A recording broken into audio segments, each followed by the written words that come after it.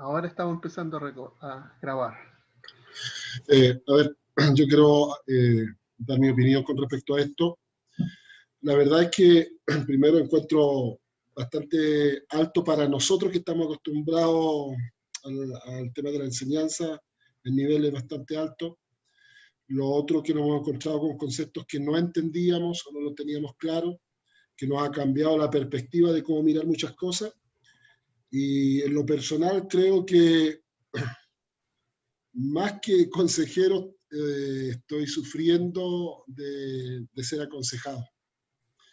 Y creo que esta experiencia propia, obviamente viviéndola en forma personal, me va a servir mucho en el día de mañana.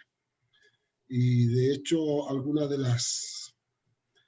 las recomendaciones que se nos han hecho de las enseñanzas, las he estado aplicando y veo a Dios actuando en todo esto. Así que agradecido por todo este tiempo que nos da para poder aprender y desarrollarnos. Y no me cabe la menor duda que el día de mañana Dios nos va a usar más poderosamente de lo que nos ha usado hasta estos momentos. Así que agradecido. Muchas gracias. Gracias por sus palabras. Uno más, para que empecemos. Un hermano o hermana más.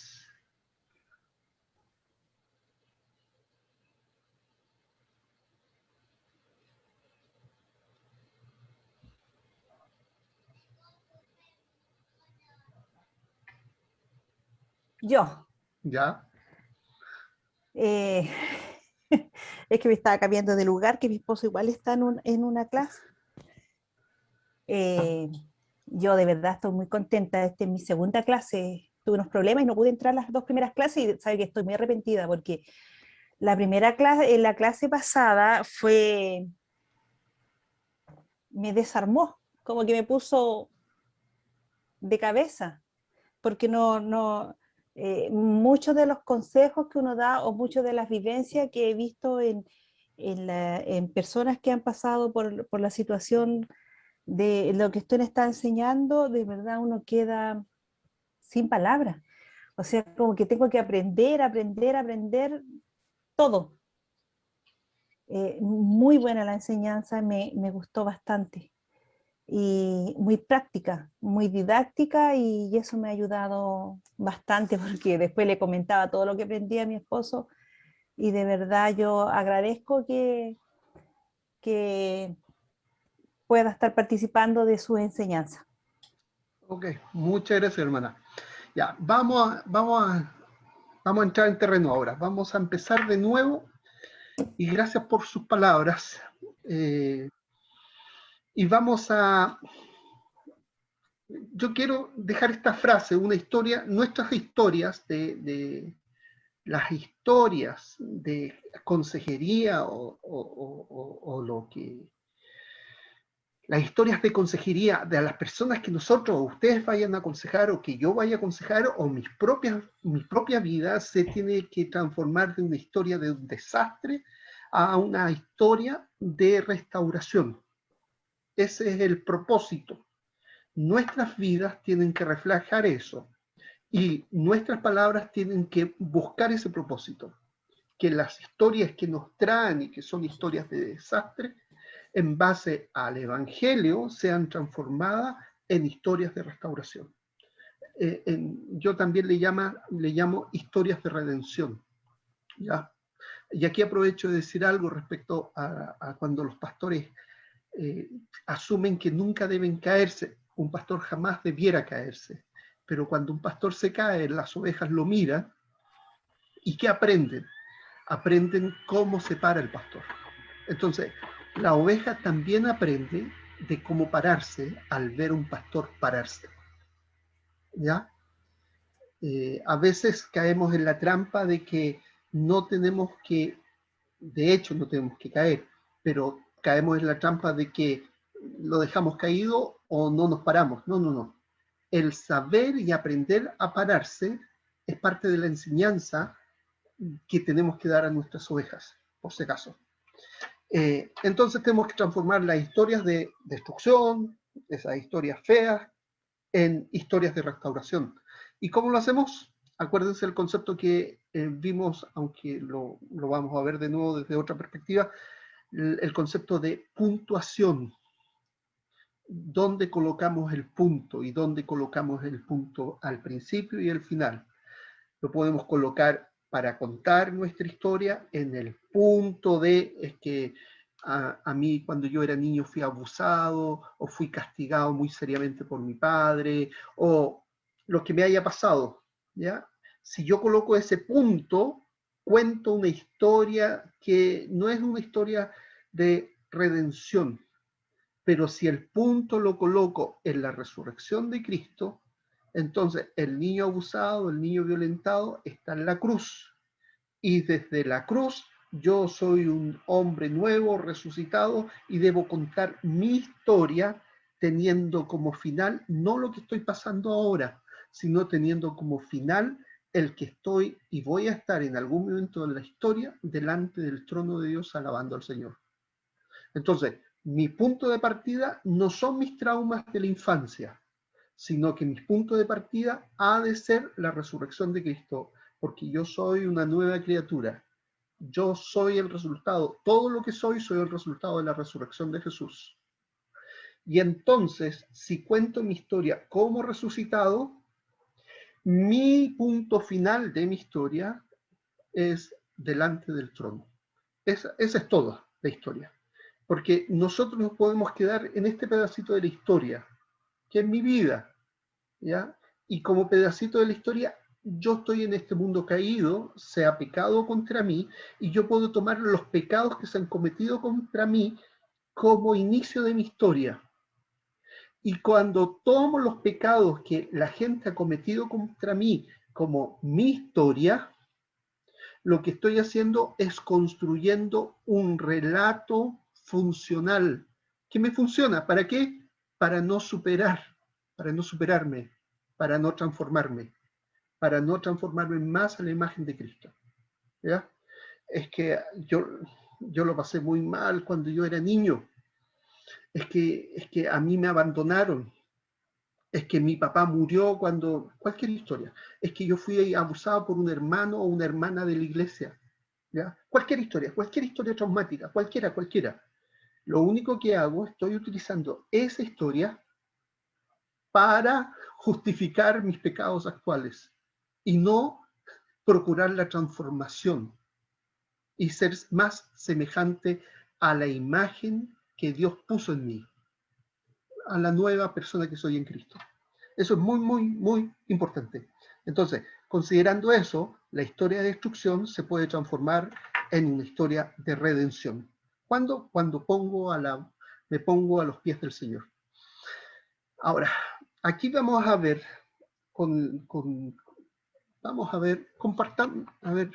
vamos a compartir,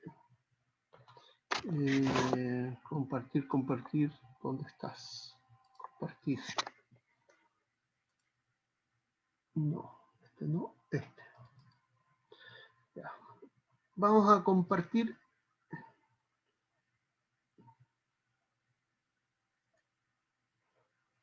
el genograma de Jacob.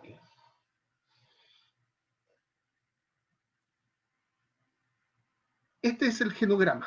Yo no coloqué, otra vez lo hizo Ingrid Verónica, es mi ayudante. Yo no coloqué a los nietos porque, o Ingrid no colocó los nietos de todos los hijos como ustedes lo hicieron, sencillamente porque no me cabían. Pero aquí está lo principal. ¿Qué es lo principal? Todas esas líneas que ustedes ven como B,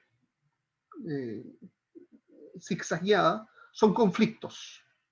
¿Ya? Y esta familia, la de Jacob, es una familia llena de conflictos. Tenemos a Jacob, que quiere casarse con Raquel, pero es engañado por el papá de Raquel, y le da por esposa a Lea. ¿Ya?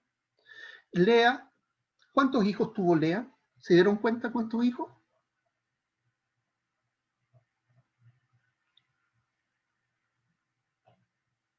Seis. Ok, y si se dan cuenta, son los 6, es el 50% de las tribus de Israel. Son hijos de Lea. ¿Se dieron cuenta además de quién es hijo Leví, la tribu donde viven los sacerdotes?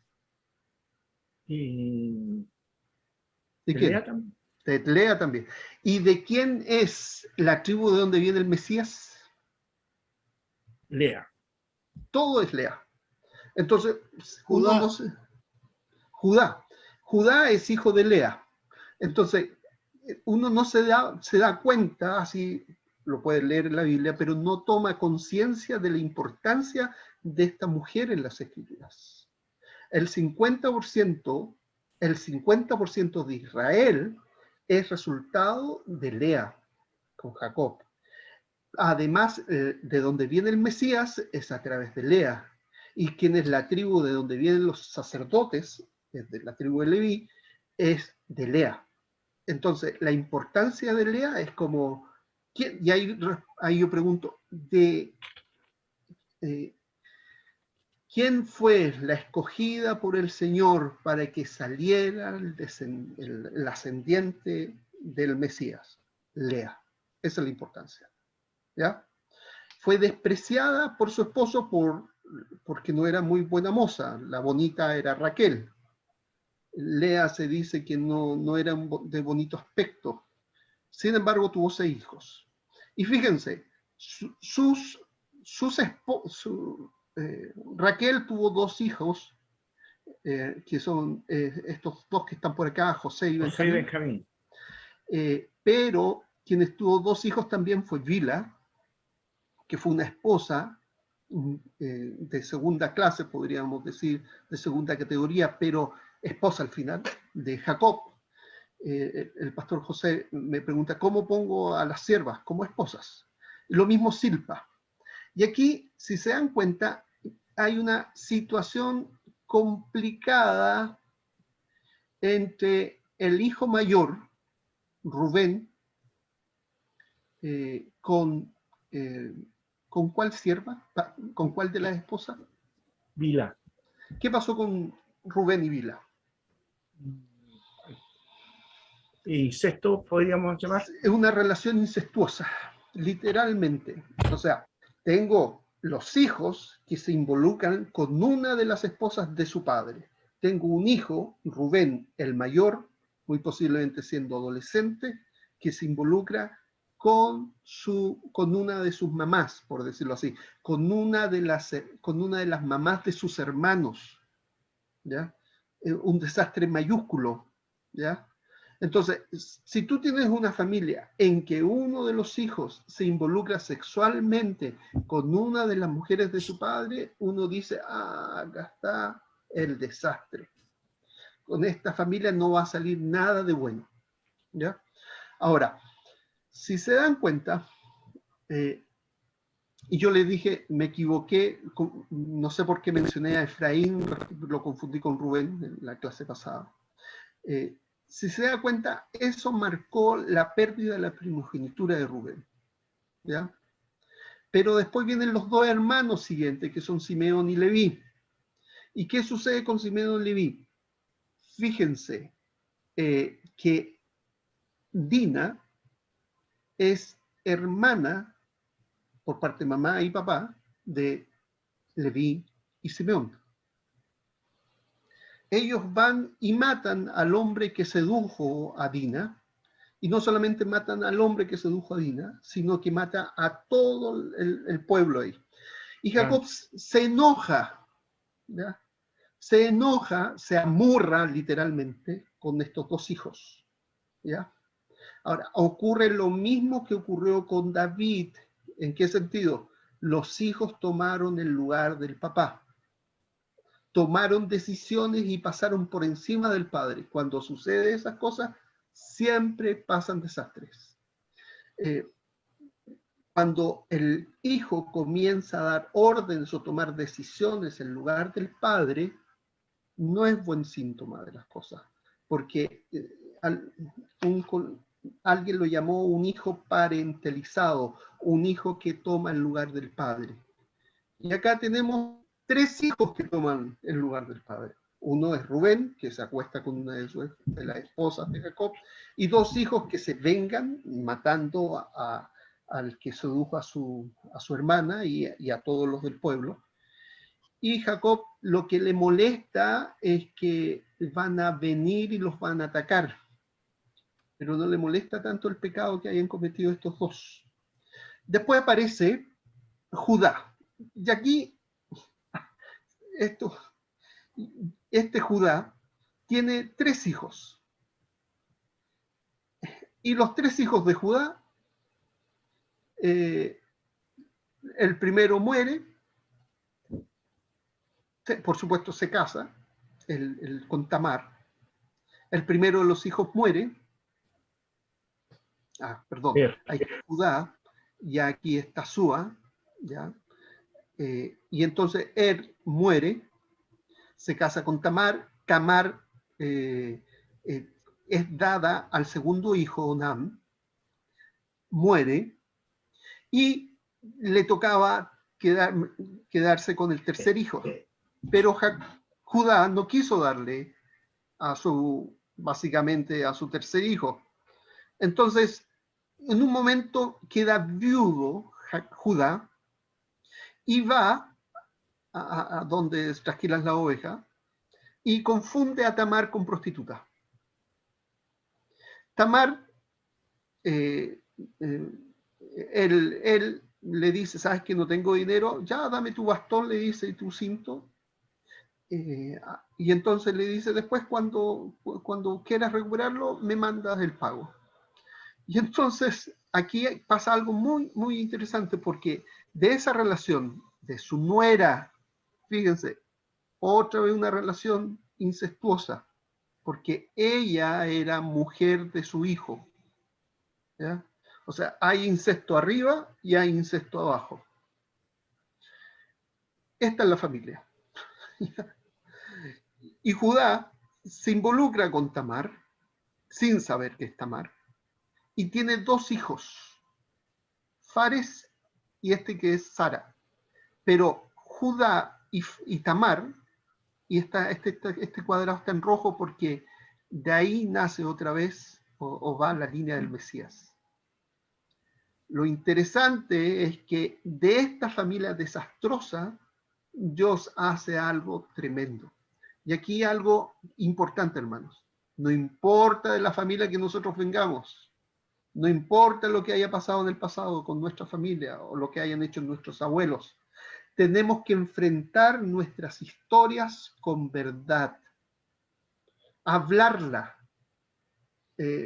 aunque produzcamos escalofríos en nuestra casa, o en nuestros tíos, en nuestras tías, en nuestros padres, lo que sea. Entonces, estas historias están presentes en 1 o 2 generaciones atrás en nuestras familias. Y nosotros enfrentamos estas historias como, no hablemos. No. El pasado que no se asume nos consume. La verdad tiene que ser dicha, como dice la Escritura, en amor. Y aquí algo importante. Acuérdense que todos los hijos de Jacob, a excepción de Benjamín, despreciaban a José. Todos los hijos de Jacob. ¿Por qué los despreciaban? Porque el papá hizo diferencias entre sus hijos. Cuando tú haces diferencia entre sus hijos, estás cometiendo el mismo pecado de Jacob. Yo a mis hijos le digo, yo he tratado de hacer esto, de no hacer diferencia. Yo a mi hijo mayor le digo, tú eres mi hijo mayor preferido. A mi hijo menor le digo, tú eres mi hijo menor preferido. Y a mi hija, tú eres mi hija preferida. Mi hija me dice, pero si soy tu única hija, es por eso, eres mi hija preferida. Entonces, yo cuando se mete en mi preferencia en algún lugar por alguno de mis hijos, le digo, fuera, no hay espacio para eso. Debo tomar conciencia de mis preferencias y renunciar a cualquier tipo de preferencia, ya sea porque sea más inteligente, más bonito, o que se parezca a mí, o que se parezca a la mamá, o porque tenga el carácter más parecido a mí. ya, chao. Hay que sacar esas preferencias. ¿Por qué?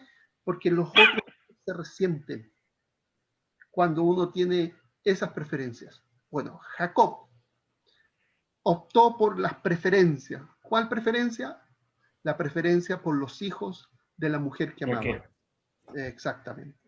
Entonces, a pesar de que Lea le hubiera dado 6 hijos, sus 6 hijos no pesaban tanto como pesaba José.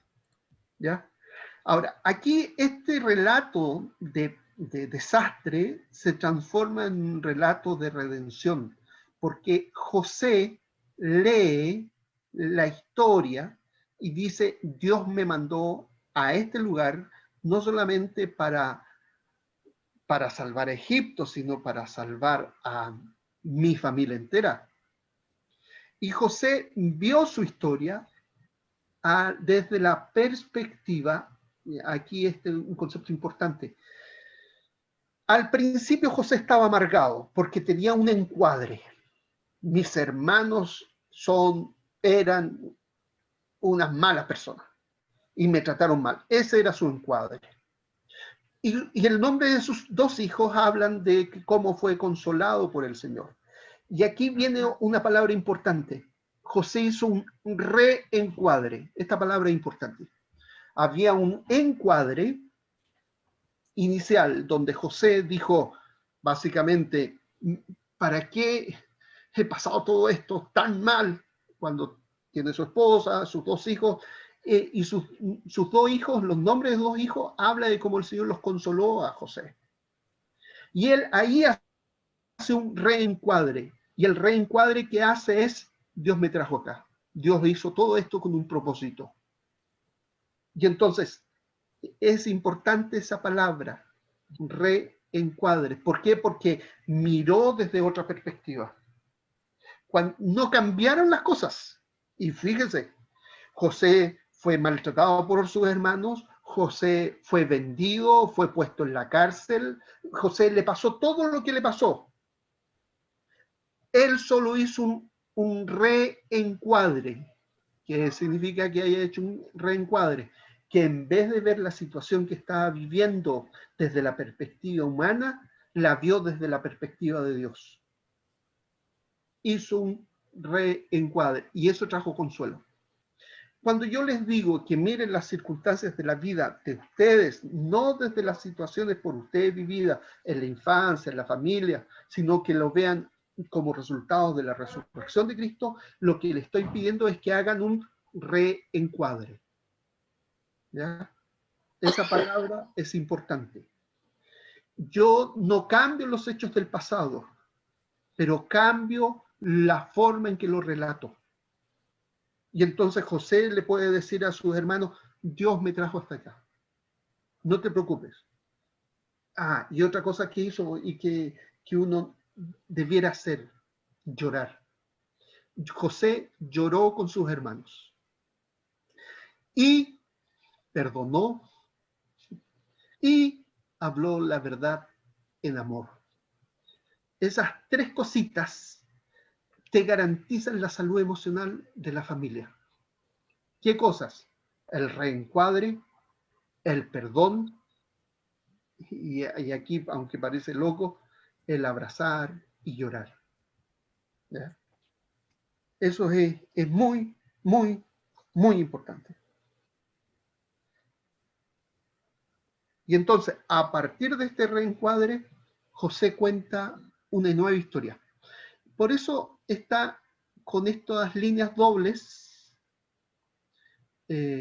azules hacia José, particularmente. ¿Por qué?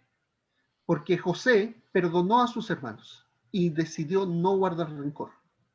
Él tenía todo el derecho de buscar venganza de sus hermanos, pero como hizo ese reencuadre, pudo sacar no solamente adelante a Egipto, sino que a su familia entera. ¿Ya? ¿Alguna pregunta hasta ahora?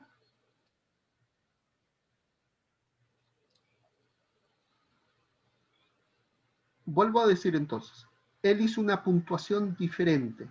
En vez de empezar en todo lo que le sucedió, en vez de poner el punto en que fue vendido por sus propios hermanos, él puso el punto en el propósito de Dios.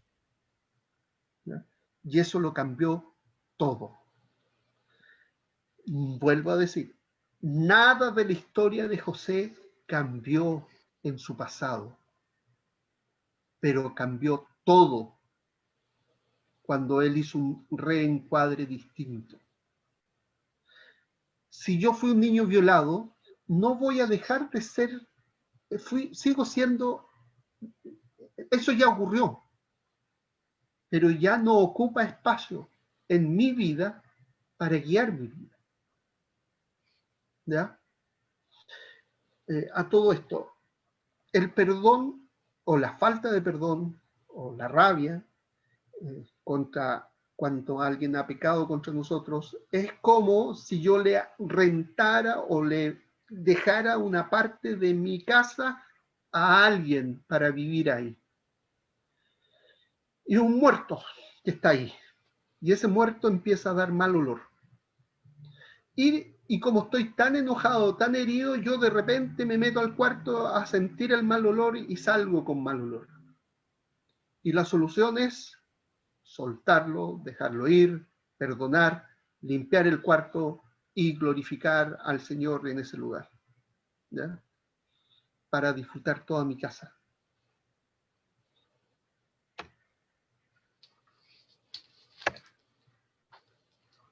Vamos a cambiar.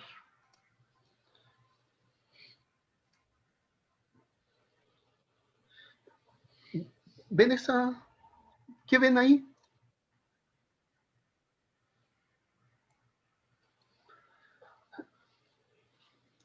¿Qué ven?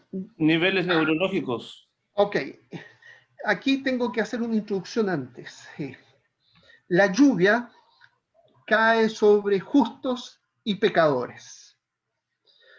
Esto que les voy a mostrar es de una cosa que se llama programación neurolingüística, y que ellos descubrieron ciertas cosas interesantes, ¿ya? Y que corresponde a no un conocimiento bíblico, sino a observaciones de la comunicación, de cómo las personas hablan, ¿ya?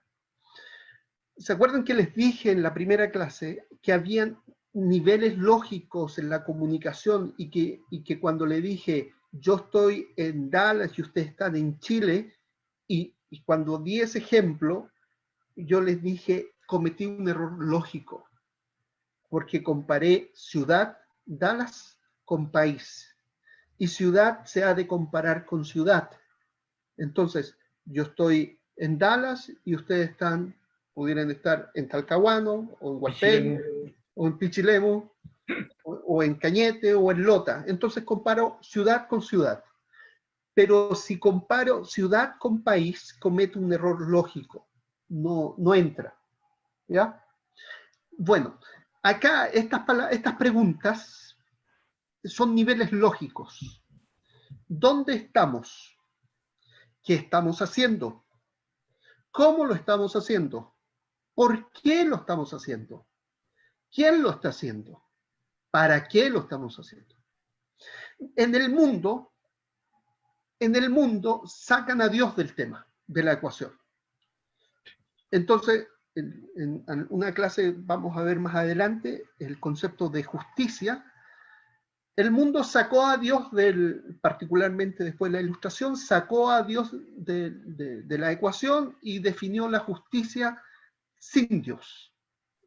Y justicia sería para el mundo de hoy día, dentro de las definiciones, si te hace sentir bien, entonces para ti eso es justo. Por ejemplo, a mí me hace sentir bien que me amen y es justo que yo tenga personas que me amen.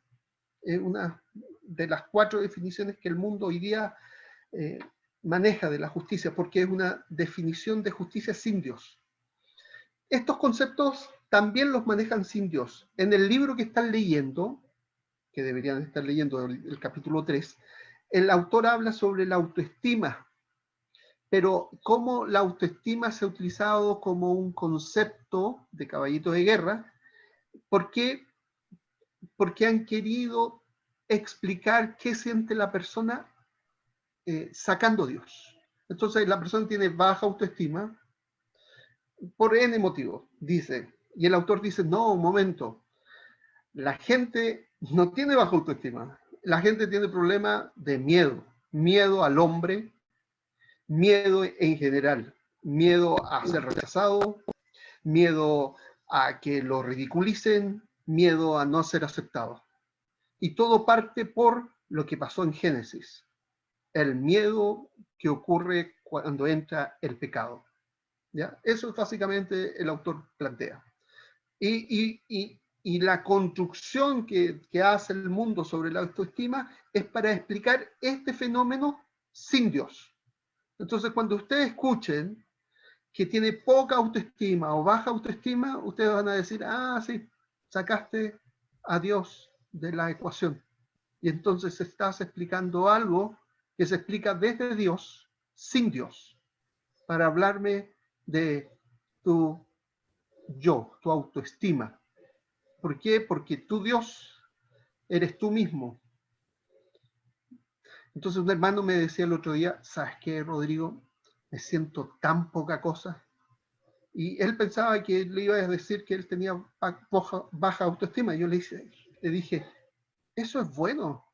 ¿Cómo me estás diciendo eso? Sí, porque en realidad somos menos que poca cosa. Delante de Dios, sin Cristo, somos sus enemigos. Somos peor que poca cosa. Y ¿sabes qué? Una de las cosas que más me cuesta es que la gente entienda que delante de Dios, sin Cristo, somos peor que poca cosa. Y tú estás empezando aún antes de lo que la gente empieza. Entonces, y aquí viene algo importante. El valor que tenemos no depende de nosotros, sino de Dios. Y que nuestro sentido de valor personal es el resultado de la adoración que realicemos al Señor. ¿Ya? La adoración al Señor. El que valoremos a Dios. Nuestro valía, nuestro sentido de valía va a ser reflejo de cuánto valoramos a Dios. ¿Ya? Ya, pero volvemos a estos niveles neurológicos. ¿Dónde? Habla del entorno. El qué, como dice ahí, habla del comportamiento. Por ejemplo, ¿dónde estoy yo? Estoy en Dallas. ¿Qué estoy haciendo? Estoy enseñando. Si se me cae algo, si se me cae un vaso de agua, o se le cae a un niño el vaso de agua, eso es un comportamiento. Pero ¿qué hacemos los papás? ¡Ay, que eres tonto! Fíjate lo que hice. Me salté del tema del comportamiento, del tema del comportamiento que está acá, me salté al tema de eres tonto y lo definí como tonto. ¿Ya? ¿Me queda claro? Tú haces algo, es del comportamiento el tema. No es el tema del quién eres. Y fíjate lo que te voy a decir. Los cambios que se producen en el cristianismo cuando uno acepta a Jesús como Señor y Salvador es aquí arriba, en el para qué ahora es mi vida, para gloria del Señor, y mi identidad ha cambiado. Acá arriba. Lo que yo soy no es lo que yo era. Lo que yo soy ahora es resultado del Evangelio. ¿Qué es el Evangelio? Cristo murió, resucitó conforme a las Escrituras. Y entonces, si Cristo es un resucitado, yo soy un resucitado. Esta pregunta siempre la hago. Y quizás es una pregunta con afirmación ya. ¿Tú eres santo? ¿Por qué eres santo? Porque la palabra santo significa apartado, y particularmente apartado por Dios y para Dios. Soy santo. Yo ya soy santo. Y aquí los hermanos confunden en general, y aquí quiero que no me malentiendan. seguimos pecando. ¿Ya? Lamentablemente, mientras estemos en esta tierra, seguimos pecando. Cuando digo que seguimos pecando, ¿a cuál de los niveles lógicos me refiero?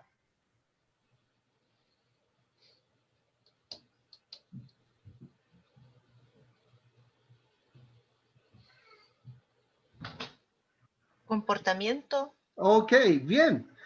Porque no me refiero a identidad. Porque mi identidad es resultado de la resurrección de Cristo entre los muertos. ¿Por qué? Porque mi identidad es resultado de la resurrección de Cristo entre los muertos. Entonces, cuando yo le digo al hermano, fíjate, usted está pecando, o le estoy diciendo, y aquí cometo un error cuando yo le voy a decir esto, usted, hermano, está en pecado. Y aquí cometo un error lógico. No, ningún hermano está en pecado, aunque esté pecando. O se está en Cristo o se está en pecado. ¿Ya? Entonces, un hermano, por ejemplo, los corintios, cuando estaban yendo detrás de las prostitutas, Pablo no les dice ustedes están en pecado. Les dice ustedes están pecando. Y después les dice ustedes, ahora fíjense la expresión, son templo del Espíritu Santo. Cuando hablan del ser, se refiere a la identidad. Cuando hablan del hacer, se refiere al comportamiento. Y los corintios estaban haciendo, a pesar de lo que eran. Y esa distinción, cuando no la respeto, cometo un error lógico. ¿Ya? La Escritura, cuando dice particularmente que somos templo del Espíritu Santo, la expresión de ustedes son, identidad, pero en especial cuando dice que son templo del Espíritu Santo, la palabra griega que utiliza ahí es la misma, es usada para traducir la palabra hebrea que significa lugar santísimo de Dios. Fíjate lo que estoy diciendo. Tú eres, identidad, el lugar santísimo de Dios.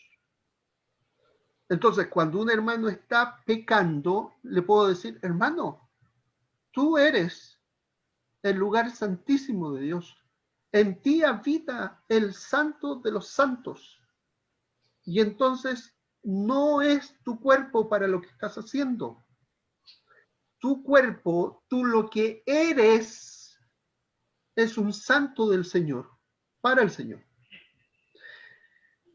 Y otro error lógico que se comete, otro error lógico.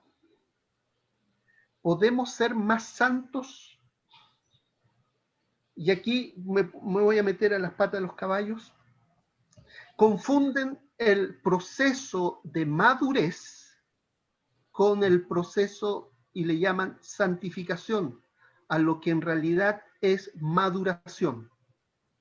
Un cristiano no puede ser más santo o menos santo desde el momento de su conversión.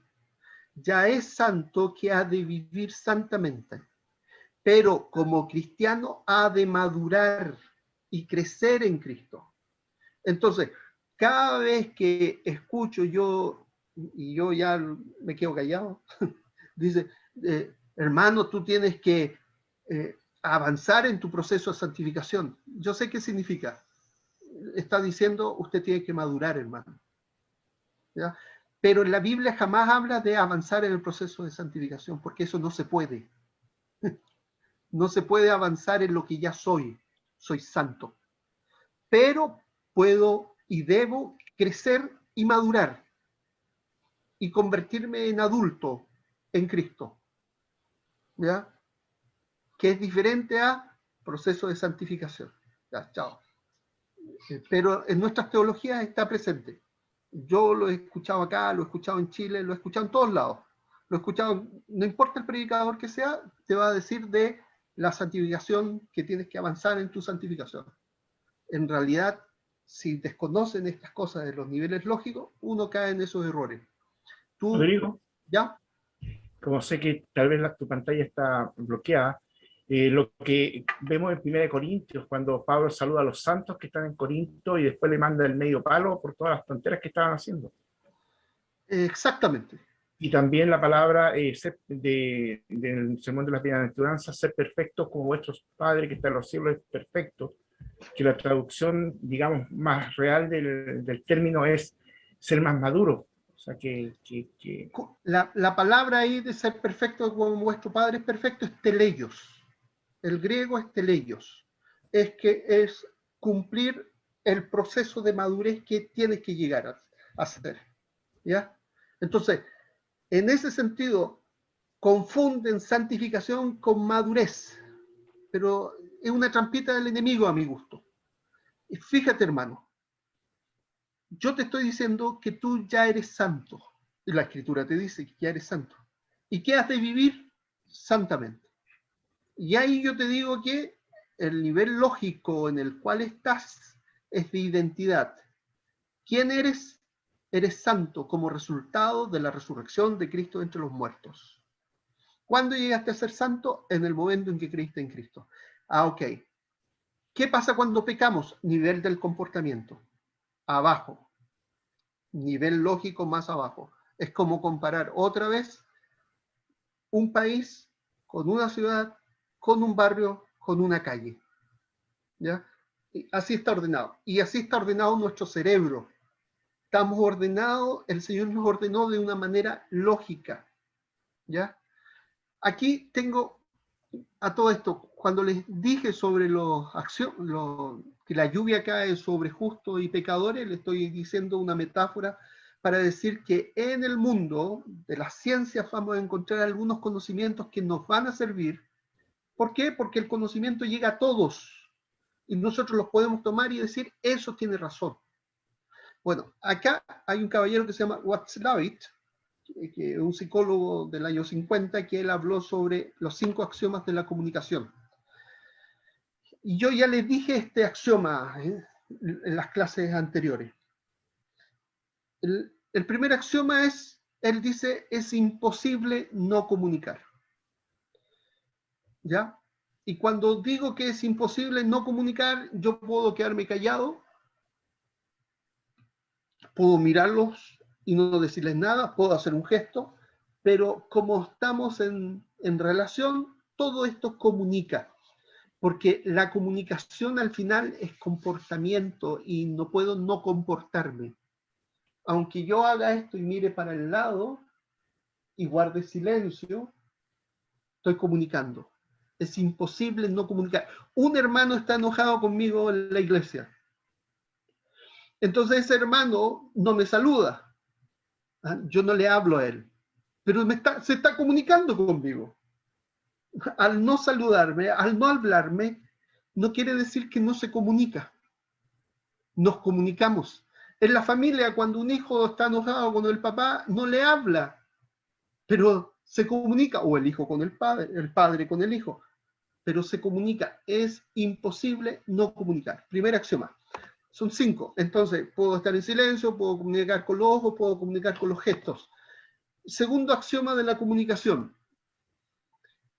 Este es interesante porque dice que las interacciones comunicativas tienen un nivel de contenido y un nivel de relación.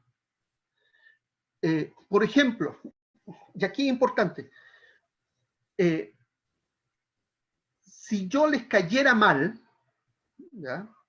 Ustedes dirían, ay, ya, este compadre ya está transmitiendo, ¿ya? Y no prestarían atención a lo que yo estoy diciendo. ¿Por qué? Porque el contenido de la comunicación es una cosa, pero cómo nos relacionamos, cómo nos llevamos, también tiene que estar presente.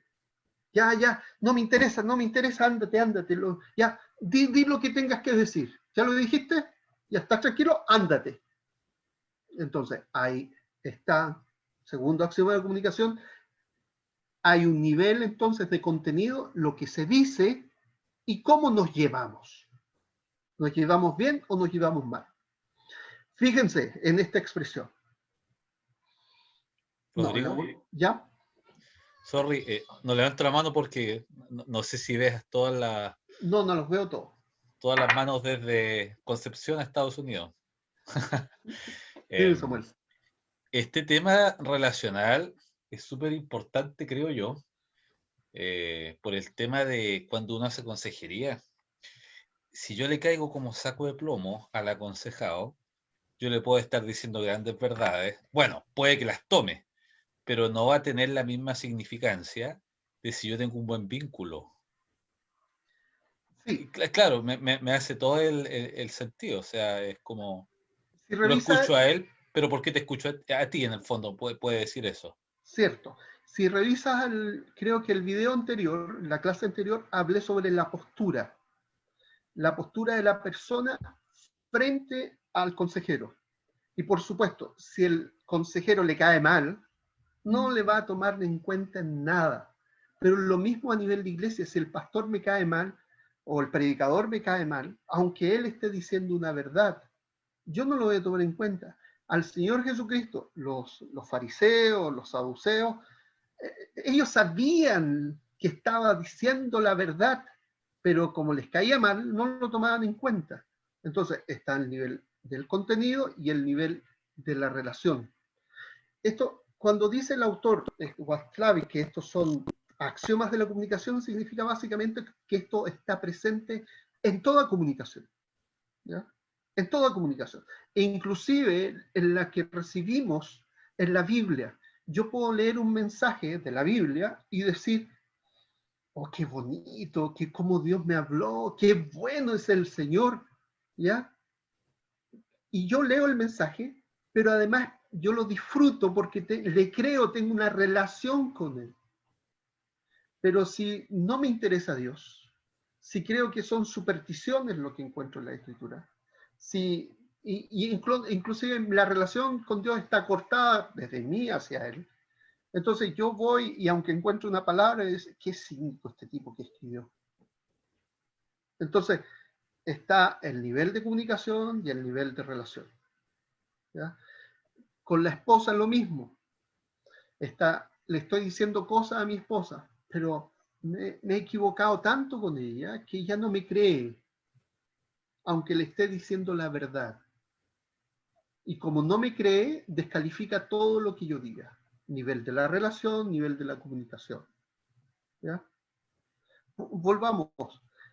Y ahora este punto, dije que íbamos a hablar de la puntuación, pero ahora es la comunicación de lo que va y de lo que viene.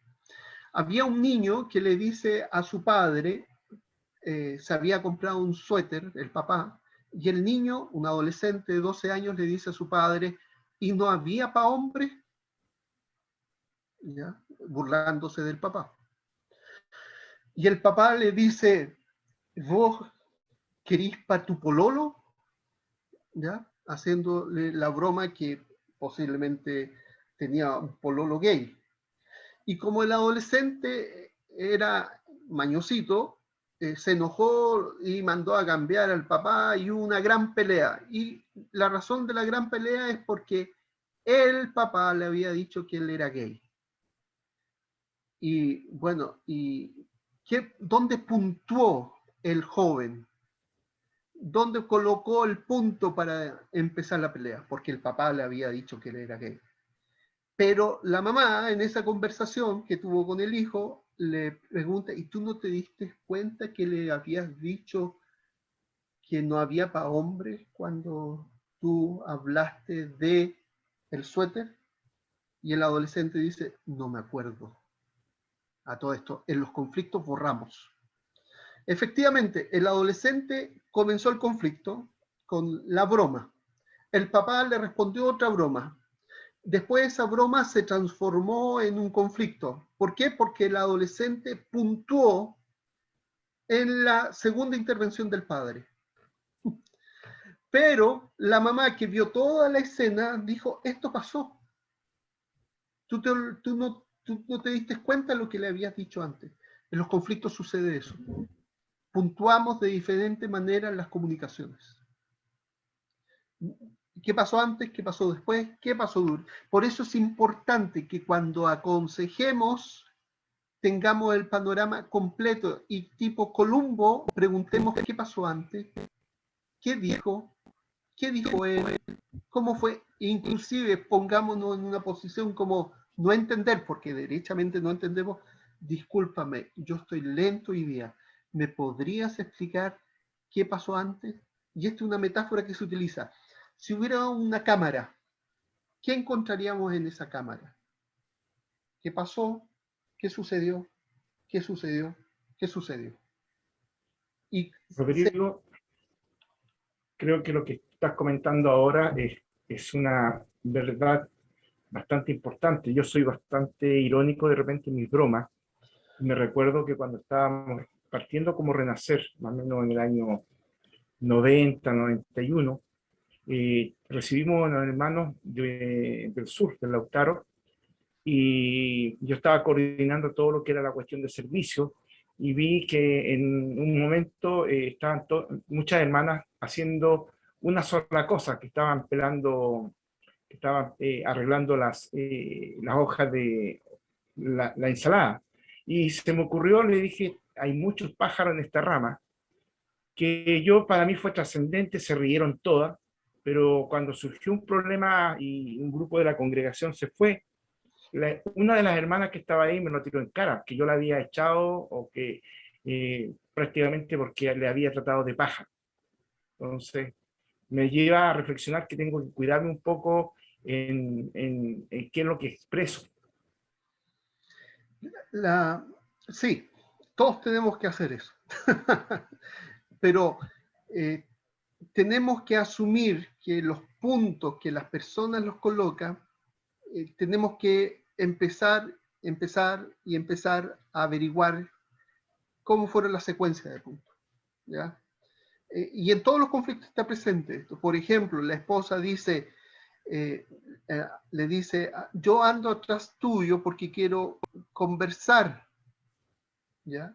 Y el esposo le dice, yo me alejo de ti porque tú andas detrás mío siempre.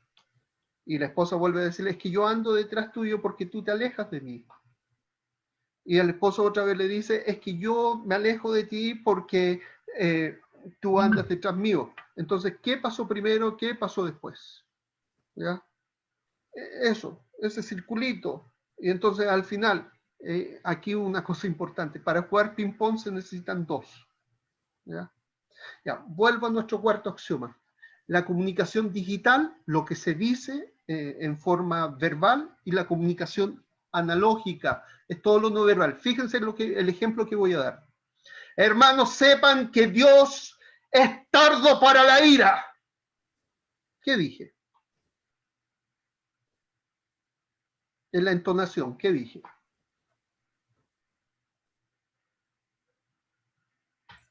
Grito. ¿Y qué dije con la entonación? Grité. ¿Y qué se siente con la entonación? Hermanos, quiero que sepan que Dios es tardo para la ira. ¿Qué estoy diciendo con la entonación?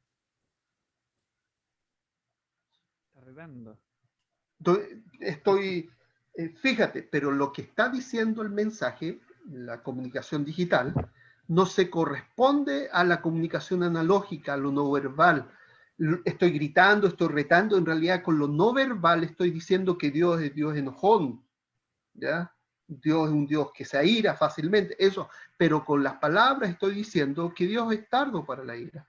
Y entonces debería corresponderse a decir, hermanos, Dios es Dios de gran paciencia, vuélvanse a Él. Dios es tardo para la ira, Él no quiere su destrucción. Y ahí se correspondieron entonces la comunicación digital con la comunicación analógica, se pusieron en paralelo. Pero este ejemplo de Dios es tardo para la ira lo estoy dando porque lo escuché en una iglesia, en una conferencia de jóvenes particularmente, en que las dos cosas el hermano quería llamar la atención a vivir santamente por la disciplina del Señor y en ese contexto lo dijo, pero él se equivocó en utilizar esta expresión. y no se dio cuenta que por un lado estaba dando un mensaje, Dios es tardo para la ira, y por otro lado estaba dando otro mensaje con la entonación, que decía todo lo contrario a lo que decían sus palabras. Bueno, nosotros cometemos esos errores, ¿ya? Y entonces, este cuarto axioma de la comunicación dice que la comunicación es digital y analógica, es verbal y no verbal. No solamente comunico con lo que digo, sino cómo lo digo. Ya, nuestro quinto axioma. Y aquí algo, fíjense, las relaciones comunicacionales, las relaciones de comunicaciones pueden ser simétricas o complementarias. ¿Cuándo es complementarias? Lo vamos a entender de inmediato con un ejemplo. Padre e hijo. Se complementan. El padre está arriba, el hijo está abajo. En una buena relación padre-hijo, todo marcha. Ya, pero cuando el adolescente se porta como adolescente y se monta en el macho, se encacha, que decimos, no me van a entender ninguno de los dichos si lo ve alguien de Centroamérica, se enoja el adolescente, entonces el papá se pone al nivel y se empiezan a dar. Ahí tengo una relación simétrica. ¿Ya? Y entonces después el hijo sube la voz, el papá sube la voz. Ahí tengo una escalada simétrica. ¿Y qué hay que hacer ahí? Como dije antes, para jugar ping-pong se necesitan dos. ¿Ya? Esto no siempre resulta. Un hijo le decía a la mamá, esto era un conflicto importante, tú siempre has sido mala madre, tú me dejaste solo, tú no me cuidaste. Y la mamá diciéndole, pero hijo, si yo me sacrifiqué, yo trabajé por ti porque tu papá nos abandonó, yo tuve que sacarte adelante sola, pero tú no me cuidaste porque me hicieron bullying en el colegio y los primos me molestaban y se reían de mí y tú no estabas. Pero hijo, yo siempre estuve a tu lado. Esa era la relación. Hasta que le digo a la mamá, ¿sabes qué? Córtala. Y vas a decirle, y gracias a Dios me hizo caso, hijo, tienes razón. Yo te pido perdón. Cuando la mamá le dijo, tienes razón, hijo, te pido perdón, yo no fui buena mamá, fue buena mamá. ¿Por qué fue buena mamá? Porque ahí permitió al hijo que se acercara y se acercaron y se reconciliaron. Se perdonaron mutuamente. Pero en escaladas simétricas, la situación no va a marchar para ningún lado. Y cuando tenemos conflictos, caemos en esas escaladas simétricas. Fíjense cuando discuten con su señora y no llegan a ningún acuerdo. Uno sube, el otro sube, el otro sube, el otro sube, y entra en una escalada simétrica. Cuando en la relación matrimonial debería haber una complementariedad y una simetría y a veces complementariedad, otras veces simetría, y esto debería darse. ¿Ya? Simetría, complementariedad. Simetría, complementariedad. No simetría, simetría, simetría, simetría, simetría. No. Y a veces la esposa tiene la razón, el marido tiene que agachar el moño. Otras veces la esposa está equivocada y el marido tiene la razón. Complementariedad. Otras veces tienen que asumir cierta simetría, particularmente porque tienen que llegar a ciertos acuerdos. Y después, complementariedad. Pero cuando hay solo simetría, va a haber problemas. ¿Ya?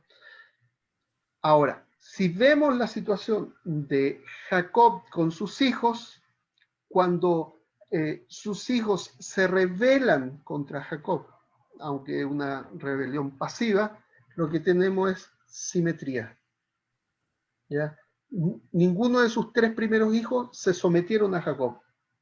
Ya cuando viejos, ya cuando están frente a José, uno de los hijos dice, no, déjame a mí acá. No, a mi hermano Benjamín, no, por favor. ¿Con qué cara yo voy a ir a mi padre? Déjame a mí. Y ahí, recién ahí, puede ver José esa complementariedad que buscaba, por decirlo así. Ya, tenemos que ir concluyendo, porque mi relación simétrica complementaria se puede transformar en simétrica. ¿Alguna pregunta? Voy a dejar de compartir.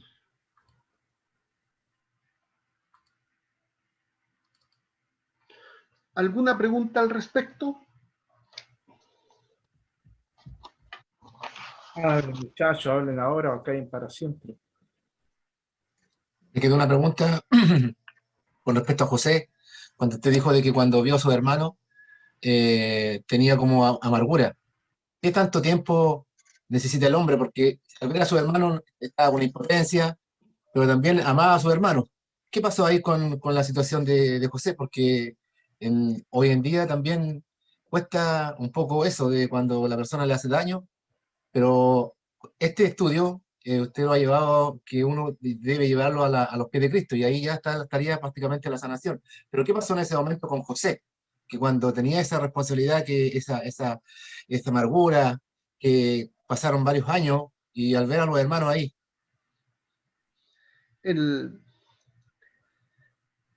A ver, yo no sé qué pasó con José. ¿Ya? Yo lo que sé es que puedo ver su comportamiento relatado en la Escritura. ¿Ya? José estuvo dispuesto a perdonar. Y la disposición del corazón a perdonar tiene que estar presente, independiente de cuánto te han herido. ¿Ya? José, si hubiera, no digo esto de estar dispuesto a perdonar, porque por los nombres de los hijos, que el Señor trajo consuelo a él. Y cuando ve a los hermanos, él pudo haberse vengado de inmediato de ellos, pero prefirió relacionarse con ellos. Siempre fue una actitud de acercamiento, ¿ya? Y cuando vio el cambio de actitud en los hermanos, cuando protegieron a Benjamín particularmente, es como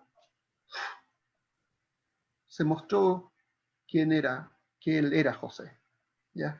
Pero acá lo que podemos sacar es, hermano, si te han herido, ten una actitud de disposición al perdón, ¿ya?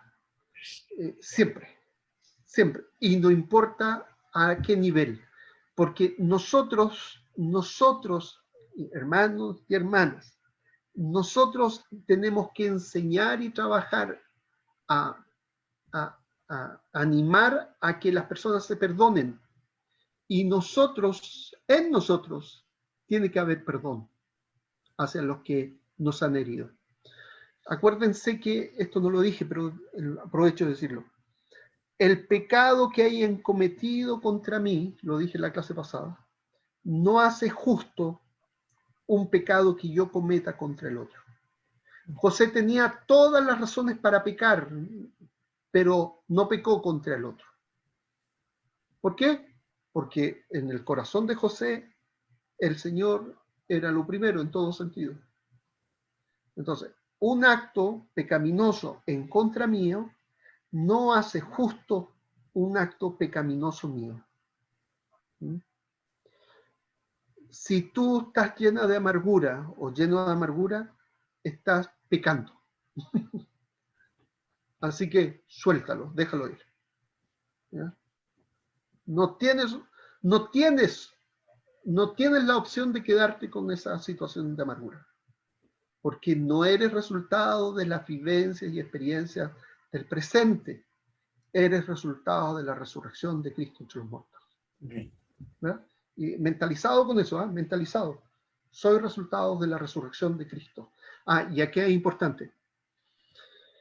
Yo debo mirar a mi hermano en Cristo como uno que es santo, justo, amado por Dios en todo sentido, uno que es mi hermano en Cristo, por el cual murió Jesús. No mirarlo con menosprecio ni con desprecio, sino así como que Cristo lo aceptó a él y a mí, así he de aceptarlo yo a él. ¿Ya? El otro día compartía el domingo en la iglesia donde me tocó predicar y le decía, mira, voy a usar a Augusto y a José. José se queja delante de Dios con Augusto, por Augusto. Y Dios escucha a José. Y ahora viene Augusto delante de Dios y se queja por José. ¿A quién escucha? Y si escucha a los dos, ¿qué haría? Entonces el Señor me estaba diciendo, José, Augusto, reconcílense. No se quejen delante de Dios el uno por el otro, sino reconcílense. ¿Ya? Perdónense. ¿Ya? Es lo mismo. Actitud de perdón. Yo lo perdoné hace tiempo ya, José. Ah, qué bueno. Es que esa cosa, y aquí viene una broma, que lo haya ungido con aceite hirviendo en la cabecita, no fue bueno.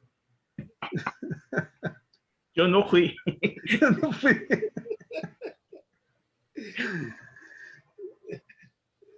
Ya, tenemos que ir concluyendo, al menos que alguien quiera decir algo. El próximo miércoles vamos a empezar, voy a continuar hablando sobre identidad y vamos a ver un ejercicio sobre Primera de Corintios, así buscando los conceptos de los niveles lógicos, y vamos a tratar sobre el concepto de la justicia en el mundo y la justicia bíblica, ¿ya? Y cómo esta gente particularmente de Frente Amplio y esos sectores de izquierda enfatizan un concepto de la justicia que no entendemos nosotros, pero que tiene que ver con lo justo es que los oprimidos ahora gobiernen. ¿Ya?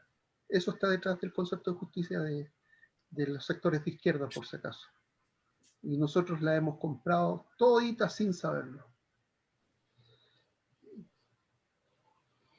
Pero eso lo veremos el próximo miércoles. ¿Algo que decir? No les voy a dejar tareas. No, si hay una tarea.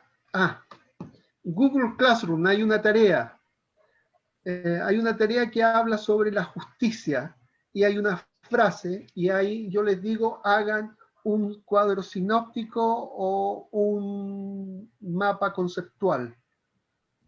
Y les dejé 2 videos en el Google Classroom para que hagan esa tarea. Es sencilla. Así que métanse al Google Classroom los que no se han metido.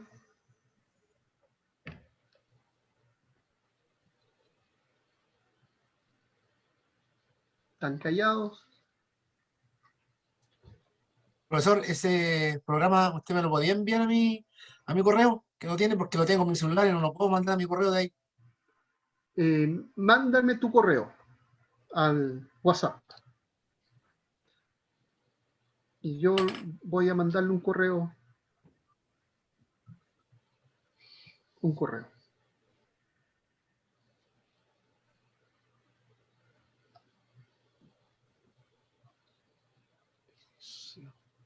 Ya.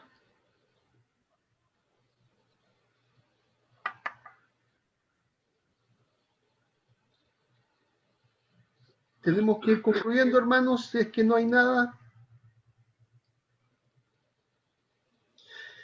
Abren ahora, chiquillos. Gracias, Rodrigo, por todo. ¿Paulina? Sí. ¿Todavía Paulina o no todavía Paulina? Estamos en proceso, Ya, estamos en proceso. Ya. Un gusto, Gracias. Paulina. Chao. Igualmente para mí, gracias. Chao.